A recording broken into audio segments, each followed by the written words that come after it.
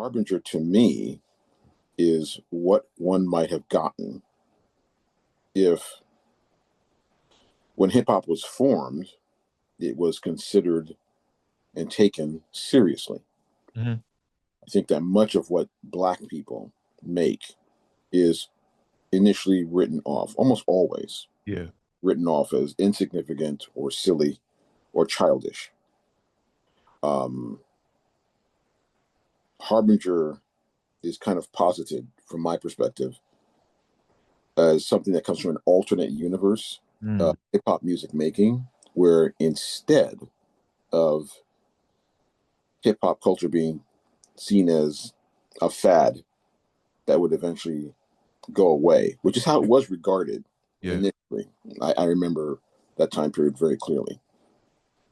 If instead of that, it had been seen as even art music, the way much of white production is seen as artistic and novel.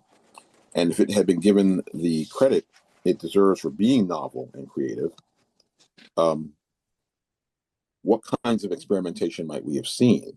If we were to reach into that alternate timeline, what kinds of things might we have seen artists encouraged to be creative and encouraged to follow novelty as opposed to commerciality, mere commerciality? There's nothing wrong with commerciality. There's nothing wrong with one selling one's art, but there is something wrong when that becomes, in my opinion, there's something wrong when that becomes the key focus and the primary focus to make music that people will buy.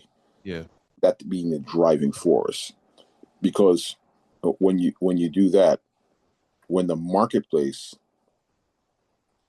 drives your art, what inevitably happens is you stop making art and you start making commerce, Mm. and they don't sound the same necessarily.